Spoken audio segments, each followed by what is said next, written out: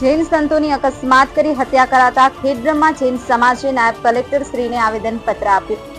ભારતભરમાં છેલ્લા થોડાક વર્ષોથી ભારતીય સંસ્કૃતિનો પ્રચાર પ્રસાર કરતા અને સમાજને સાચો રાહ બતાવનાર અહિંસાના પૂજારી અને પ્રચારક જેવા જૈન સમાજના સંતો પદયાત્રા કરી એક સ્થળેથી બીજા સ્થળે જઈ રહ્યા હોય ત્યારે કોઈ નીચ અને હલકી વિચારધારાવાળા ધર્મ વિરોધી લોકો ભારે વાહન દ્વારા રોડ અકસ્માત કરી તેઓની નિર્મમ હત્યા કરી રહ્યા છે.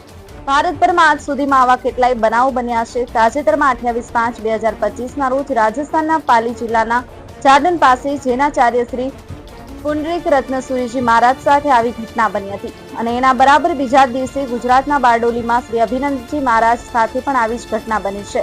ત્યારે આવા બનાવોની તપાસ દળ દ્વારા ઊંડાણપૂર્વક તપાસ કરાવવા, દોષિતોને અને તેમના ષડયંત્રકારોને અને કમાન્ડરોને કઠોરમાં કઠોર સજા અપાવવા તથા રાષ્ટ્રીય એકતા અને સુરક્ષા માટે જોખમ ઊભું કરનારા તૃણા અને આવનારા સંગઠનો પર ગેરકાનૂની પ્રવૃત્તિઓ અધિનિયમ હેઠળ કડકમાં કડક કાયદાકીય કાર્યવાહી કરવા તથા કડક સજા કરાવવા ભારતના વડાપ્રધાન, કેન્દ્રીય ગૃહમંત્રી શ્રી, રાષ્ટ્રીય અલ્પસંખ્યક આયોગ, તમામ રાજ્યોના મહામંત્રીઓ, મહામહિમ રાજ્યપાલશ્રીઓ તથા મુખ્યમંત્રીશ્રીઓ, બધા રાજ્યોના ગૃહમંત્રીશ્રીઓને ઉલ્લેખી અને લખેલ આવેદનપત્ર ખેડબ્રહ્મા પ્રાંત અધિકારી શ્રી એન.ડી. પટેલ સાહેબને આપ્યું હતું. આ પ્રસંગે ખેડબ્રહ્મા તાલુકાના જૈન સમાજના તમામ પંથના ભાઈઓ બહેનો મોટી સંખ્યામાં ઉપસ્થિત રહ્યા હતા. આબિદ અલી ભુરા, એબી ન્યૂઝ ગુજરાતી, સાબરકાંઠા.